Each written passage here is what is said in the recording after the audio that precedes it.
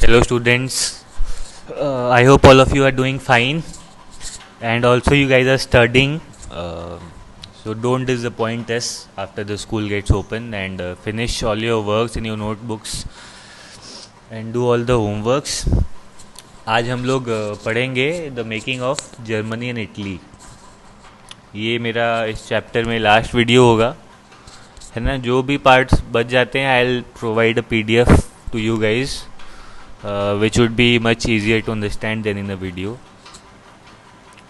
तो Germany, can the army be the architect of a nation?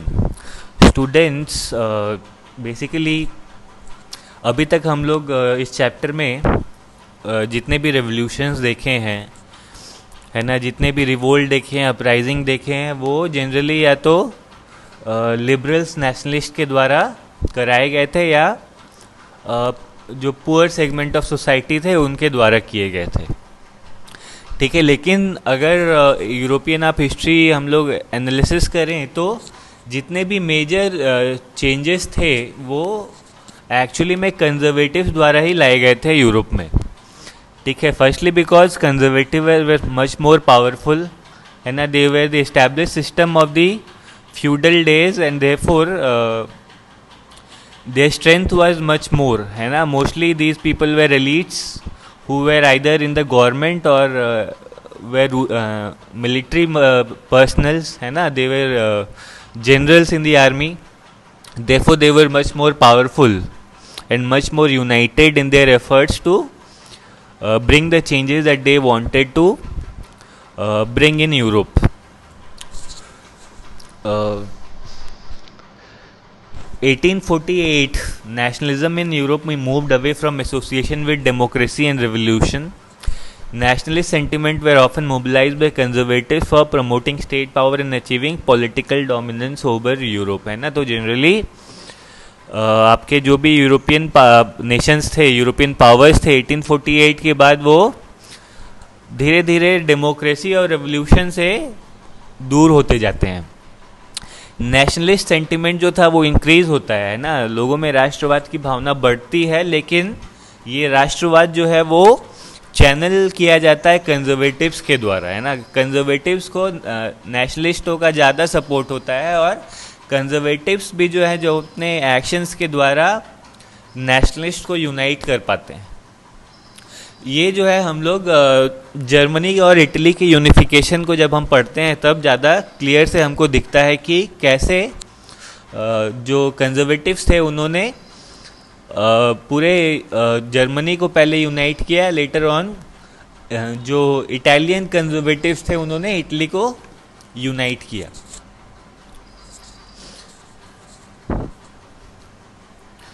ठीक है, तो लास्ट वीडियो में हमने पढ़ा था कि जो नेशनल लिबरल्स होते हैं, है ना, उन्होंने कोशिश की कि जर्मनी को यूनाइट करें. उन्होंने एक पार्लियामेंट का गठन किया चर्च के अंदर, राइट. लेकिन क्योंकि इस पार्लियामेंट का ज़्यादा कोई पब्लिक सपोर्ट नहीं था, इसीलिए कंजर्वेटिव जो थे उन्होंने अपनी आर्मी सेंड की और इस पार्लियामेंट को डिसबैंड कर दिया. लेकिन ये जो मूव था लिबरल्स द्वारा एक राष्ट्र के गठन का, है ना, नेशन बिल्डिंग का, वो भले ही आर्मी के द्वारा सप्रेस कर दिया गया हुआ है ना. आपको याद होगा कि उस टाइम भी लिबरल जो थे उन्होंने कॉन्स्टिट्यूशनल मोनार्क जो था वो उसको बनाने का ऑफर जो था किंग ऑफ क्रोएशिया को दिया था. ठीक है, लेकिन किंग ऑफ क्रोएशिया ने उसको रिजेक्ट कर दिया था. Instead he sent his army to disband the parliament. उसके बाद किंग ऑफ क्रोएशिया जो थे वो उन्होंने लीडरशिप का रोल अपनाया ताकि वो नेशन को, जो जर्मन नेशन था पुराने समय में, उसको यूनाइट कर पाएँ.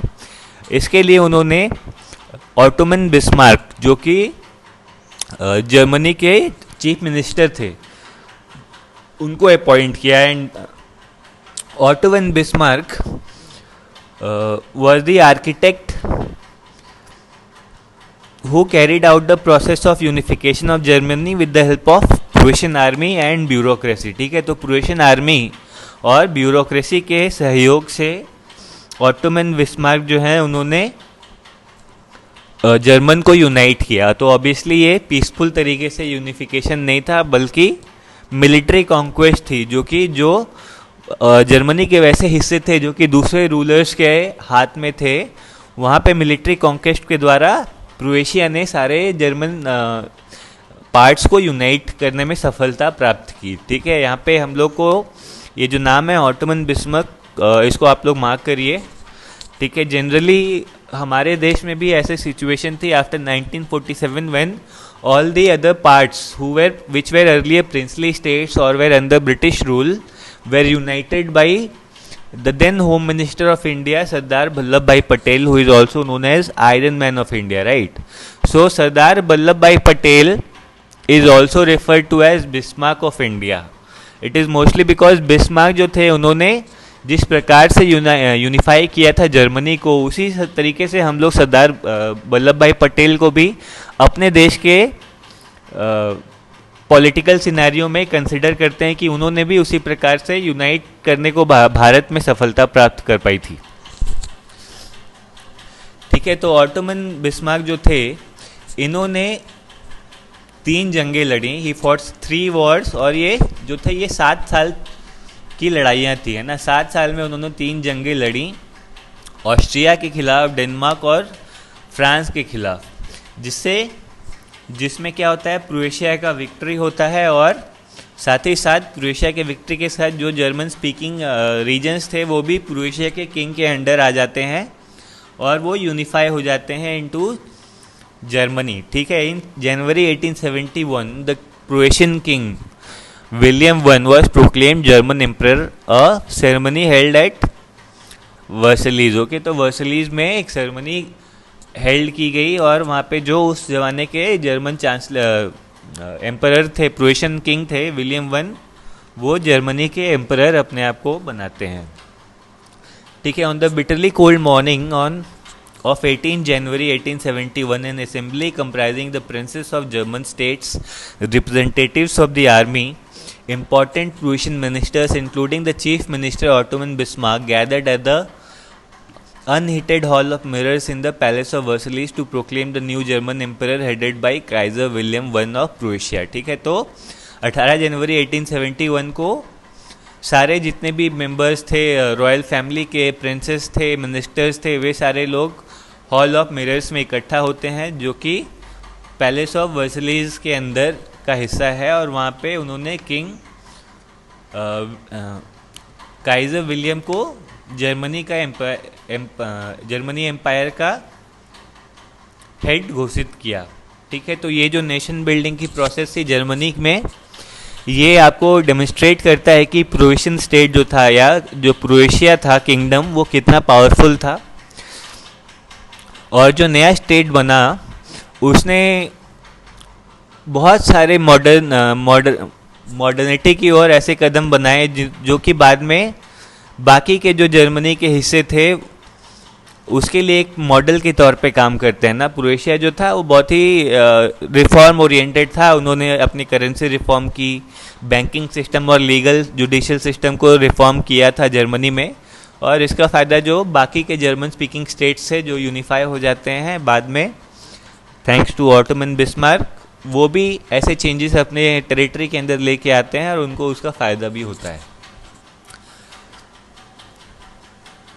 तो इस मैप में आप लोग देख सकते हैं कि क्रोएशिया जो था वो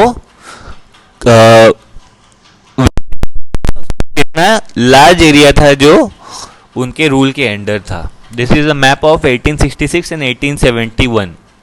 ठीक है, और स्टूडेंट जो भी डेट हम लोग मेंशन कर रहे हैं, you guys keep a copy and mark down this date so that it will be much easier for you guys to remember. ठीक है, आप लोग यहाँ पे देखेंगे कि this is a caricature of Otto von Bismarck in Germany Reichstag parliament from फियाग्रो Vienna 5 मार्च 1870 की ये फोटो है जिसमें German chief minister Otto von Bismarck आपको देखने को मिल रहे हैं और ये पार्लियामेंट है। तो यहाँ पे एक एक्टिविटी भी दी हुई है, describe the caricature, how does it represent the relation between Bismarck and elected deputies of parliament, what interpretation of democratic process is the artist trying to convey. तो डेमोक्रेटिक प्रोसेस का कौन सा हिस्सा जो है यहाँ पे आपको इस कैरिकेचर को देख के लगता है is the artist trying to portray? Generally हम लोग बोलते हैं कि डेमोक्रेसी में discussion and dissent are part of democracy, मतलब हम लोग डिस्कशन करते हैं वो डेमोक्रेसी का हिस्सा है, और साथ ही में डिसेंट मतलब किसी चीज़ से एग्री ना करना, ठीक है। और if I don't agree with you but I, है ना, जनरली हम लोग जो डेमोक्रेट्स हैं वो एक सेइंग कहते हैं कि I might not agree with you but I will die for the chance to protect your right to not agree with everybody else. इसका मतलब है कि मैं एज ए डेमोक्रेट मैं तुम्हारी बातों से एग्री नहीं करूँगा, लेकिन मैं जो डेमोक्रेसी का हिस्सा है कि हर व्यक्ति अपना निजी व्यू रख सकता है, अपना निजी व्यू उसका हो सकता है, ये जो अधिकार है, ये इस अधिकार के लिए मैं लड़ाई करने को भी तैयार हूँ, है ना। मतलब मैं पूरा सपोर्ट करता हूँ, आप भले मुझसे एग्री ना करें, लेकिन आपका ये अधिकार है और आप को मेरी शुभकामनाएं हैं, ठीक है। डेमोक्रेसी में ऐसी भावनाएं होती हैं, लेकिन इस कैरिकेचर में आप देखेंगे तो ऑटोमन बिस्मार्क इज एक्चुअली, उनके हाथ में जो है वो एक क्या कहते हैं, सो कोड़ा कहते हैं, राइट, है ना। और सारे पार्लियामेंटेरियन जो है वो काउट डाउन है, मतलब छुपे हुए हैं। तो this is actually a good caricature to make you understand the English proverbs high handedness, है ना। इंग्लिश में एक प्रोवर्ब है high handedness, which basically means कि कोई भी सिचुएशन को आप फोर्सफुली या पावर के द्वारा हैंडल करना। So this is how Otto von Bismarck was handling the parliament and democracy during those days, ठीक है। Now coming to unification of Italy, ठीक है। इटली कैसे यूनाइट हुई? तो like Germany, Italy too had a long history of political fragmentation. Fragmentation का मतलब है, फ्रैगमेंट्स होते हैं ना, अलग अलग हिस्से, तो विभाजित था इटली भी, जैसे जर्मन विभाजित रहा है, उसके हिस्से अलग अलग राजाओं के कंट्रोल में थे, उसी प्रकार से इटली का भी वही हाल था। Italians were scattered over several dynastic states as well as multinational Habsburg empire, ठीक है। तो इटली जो था वो उसके अलग अलग जो पार्ट्स थे वो बहुत सारे डायनेस्टीज के रूल्स के अंदर थे, और कुछ हिस्से जो थे वो मल्टीनेशनल हैब्सबर्ग एम्पायर जो बहुत ही बड़ा एम्पायर हुआ करता था यूरोप में, और बहुत सारे अलग अलग नेशन के रीजन जो थे वो हैब्सबर्ग एम्पायर के कंट्रोल में थे, ठीक है। तो बेसिकली इटली जो था वो 7 अलग पार्ट्स में डिवाइडेड था, 7 अलग अलग किंगडम्स के अंदर में, और खाली एक ही हिस्सा जो था वो इटालियन प्रिंसली हाउस के द्वारा रूल किया जाता था। मतलब खाली एक ही पार्ट में इटली के रूलर्स रूल करते थे, ठीक है। उनके सार्डिना पाइडमोंट उस हिस्से का नाम है जहाँ पे इटालियन रूलर्स रूल करते थे। बाकी नॉर्थ में जो थे वो ऑस्ट्रियन हैब्सबर्ग्स का रूल था, सेंटर में पोप रूल करता था, और साउदर्न रीजन में बोर्बन किंग जो थे स्पेन के वो रूल करते थे।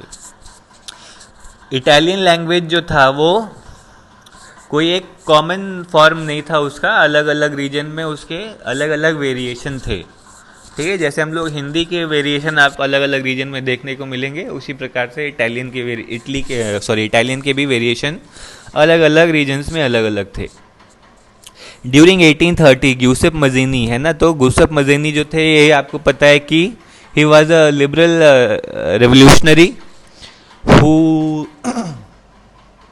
actually set up a lot of underground secret movement societies, है ना, and wanted to further the cause of nation state, है ना। नेशन स्टेट को ये पूरे यूरोप में फैलाना चाहते थे। Giuseppe मजीनी was a revolutionary. इन्होंने एक सीक्रेट सोसाइटी बनाई थी, यंग इटली, ठीक है। लेकिन रेवोल्यूशनरी अपराइजिंग का जो फेलियर हो जाता है 1831 से 48 के बीच में, उसके कारण क्या होता है कि जो सार्डिना पाइडमोंट थे, है ना, उसके रूलर थे Victor Emmanuel the second.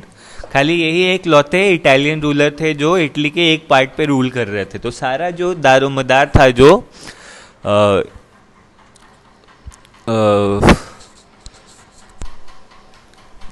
Mental था, है ना, मेंटल का मतलब जिम्मेदारी जो थी इटली को यूनिफाई करने की वो सिर्फ किंग विक्टर इमैनुअल के कंधे पे थी। ठीक है, तो इटली ने भी वही रूट अपनाया जो कि जर्मनी ने अपनाया था, है ना। इस किंग काइजर ने अपने चीफ मिनिस्टर कैवोर को मौका दिया कि वो इटली को जो है वो यूनिफाई कर पाए। ठीक है, और कैवोर जो थे वो भी ना रेवोल्यूशनरी थे ना वो डेमोक्रेट थे, वो भी कंजर्वेटिव थे, जो कि वेल्दी और एजुकेटेड फैमिली के मेंबर थे, इटालियन इलाइट थे, अपने प्राइवेट लाइफ में फ्रेंच भाषा का उपयोग करते थे, है ना। और इन्होंने he was a very good diplomat. ठीक है, और इन्होंने बहुत सारे अलायंस क्रिएट किए फ्रांस के साथ। ठीक है, और इन्होंने फिर अटैक कर दिया है ऑस्ट्रिया को और ऑस्ट्रियन फोर्सेस को हरा दिया 1859 में। और इसमें जो अटैक था इसमें ना सिर्फ रेगुलर ट्रूप्स थे, जो नॉर्मल आर्मी के ट्रूप्स होते हैं वो सिर्फ नहीं थे, बल्कि इसमें बहुत सारे आर्म्ड वॉलंटियर्स भी थे जो कि रेवोल्यूशनरी थे, है ना। और ग्यूसेफ गैरीबाल्डी के लीडरशिप में ये सारे रेवोल्यूशनरी जो हैं वो अटैक करते थे ऑस्ट्रिया को।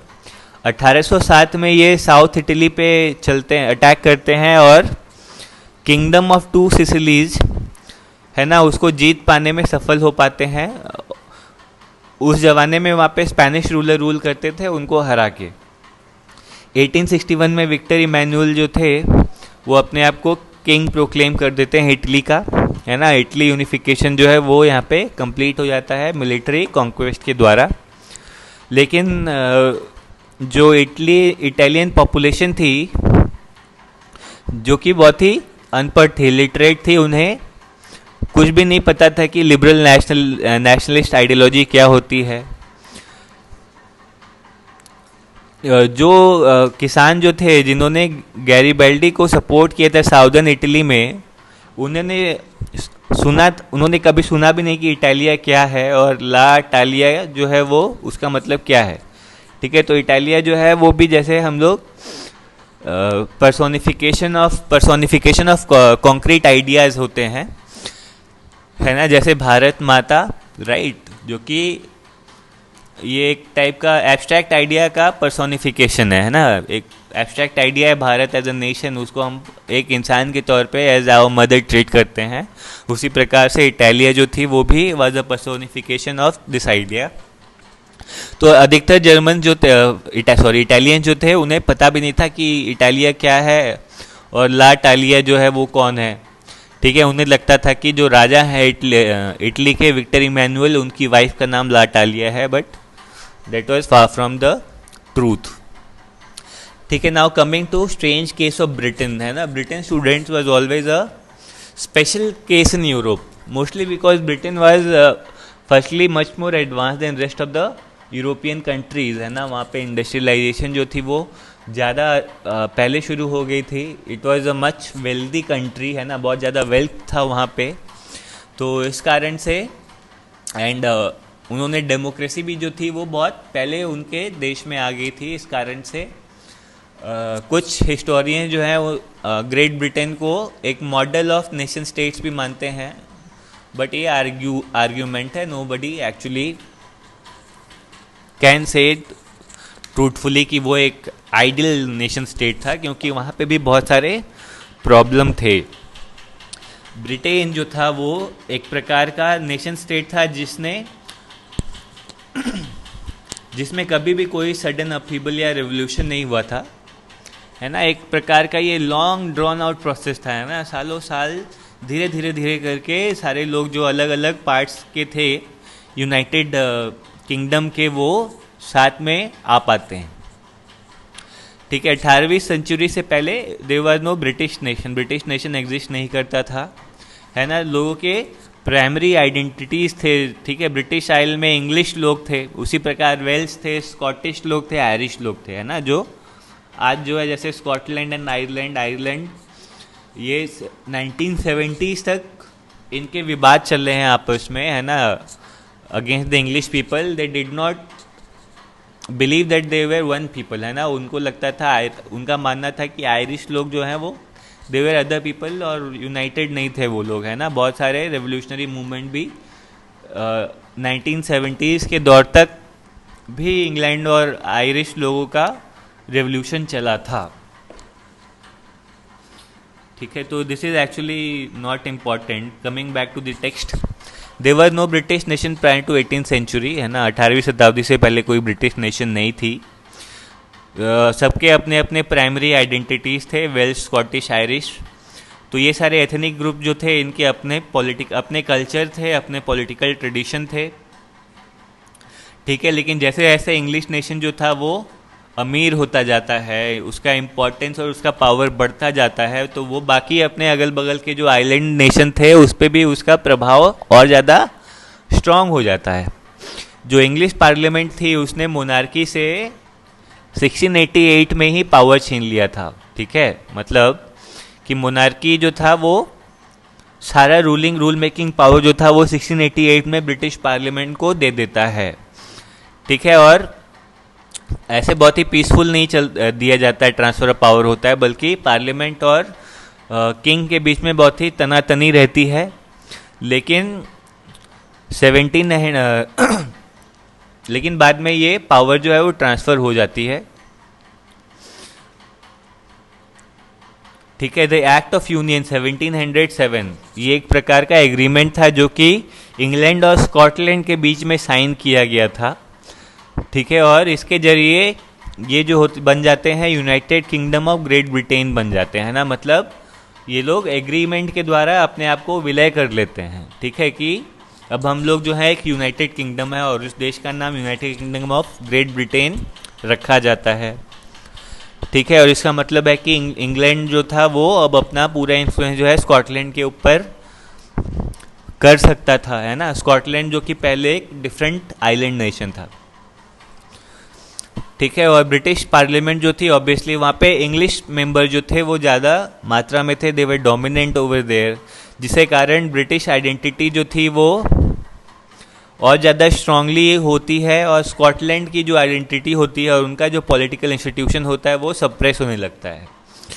ठीक है, जो कैथोलिक क्लैंस होते हैं जो कि स्कॉटिश आइलैंड में के एक्चुअल इनहिबिटेंट होते हैं, वहाँ पे पहले से रहते हैं, उनको बहुत ज़्यादा रिप्रेशन झेलना पड़ता है। इसके कारण उनके ऊपर बहुत ज़्यादा दबाव बनाया जाता है इसके कारण, और वे लोग ही होते हैं जो अपना इंडिपेंडेंस का डिमांड बाद में उठाते हैं। ठीक है, ये जो हाईलैंडर्स होते हैं इनको इंग्लिश सोसाइटी ने इनकी अपनी जो गेलिक लैंग्वेज है उसको यूज़ करने से पे प्रतिबंध लगाया होता है, और साथ ही में उनका नेशनल जो ड्रेस होता है जिसको गिल्ड कहते हैं आई गेस, उसको भी पहनने पे रोक लगी होती है। तो बहुत सारे जो हाईलैंड के लोग होते हैं उनको अपना अपना घर भी छोड़ के भागना पड़ता है इंग्लिश लोगों के कारण। उसी प्रकार से आयरलैंड जो है उसको भी इसी प्रकार का टॉर्चर झेलना पड़ता है। ठीक है, ये आयरलैंड जो था वो एक डिवाइडेड नेशन था जहाँ पे कैथलिक्स और प्रोटेस्टेंट्स जो थे वो अलग अलग भावना रखते थे एक दूसरे के बारे में। तो इंग्लिश जो थे वो आयरलैंड के प्रोटेस्टियन को सपोर्ट करते थे और कैथोलिक को वो डोमिनेट करते थे। तो इसी कारण कैथोलिक जो है वो रिवोल्ट कर जाते हैं ब्रिटिश डोमिनेंस के खिलाफ। ठीक है, after failed revolt led by Wolfe Tone and is United Irishmen 1798 Ireland was forcefully incorporated in the United Kingdom. ठीक है, तो एक रिवोल्ट होता है 1798 में, और इस रिवोल्ट की लीडर होते हैं वुल्फटोन। ठीक है, लेकिन ये रिवोल्ट जो है वो दबा दिया जाता है 1801 में, और ब्रिटिश नेशन के अंदर इनको ले आया जाता है फोर्सफुली, और एक नया यूनाइटेड ब्रिटिश नेशन इसमें इमर्ज होता है, the symbol of the new Britain. तो ये नया ब्रिटेन का सिंबल, इसमें नए सिंबल बनाए जाते हैं, आपका ब्रिटिश फ्लैग जो कि यूनियन जैक है। जैसे हम लोग इंडियन फ्लैग को ट्राई कलर कहते हैं, they call the flag the Union Jack. National anthem एक बनता है, God save our noble king, God save the king. और इंग्लिश लैंग्वेज जो है वो डायरेक्टली प्रमोट किया जाता है, और बाकी जो दूसरे नेशंस थे उनको सबॉर्डिनेट पार्टनर्स का स्टेटस में रखा जाता है। So this was the case of Britain, जहाँ पे इंग्लैंड, स्कॉटलैंड और आयरलैंड जो है वो एंड में यूनाइट हो जाते हैं, either force by force obviously, ठीक है। बट आई टेल यू कि ये जो रेवोल्यूशन, ये जो यूनिफिकेशन था, ये ब्रिटेन का कंप्लीट नहीं था, राइट। हम लोग 1970s के टाइम में भी स्कॉटिश रिवोल्ट और आयरिश रिवोल्ट हमने देखा है प्रेजेंट टाइम्स में भी। लेकिन अभी जो है ये this has been peaceful right now. अभी आयरलैंड, आयरिश जो लोग हैं उन्होंने रेफरेंडम किया था आई गेस समवेयर आफ्टर 2000, है ना। अर्ली 2000 के बाद आयरलैंड के लोगों ने ब्रिटेन के साथ एक रेफरेंडम हुआ था जिसमें आयरिश लोगों ने के पास ऑप्शन थे कि वो ब्रिटेन को चूज़ करना चाहते हैं या वो इंडिपेंडेंट रहना चाहते हैं। तो majority of Irish people actually choose Britain, है ना, वो फ्री नेशन नहीं चाहते थे।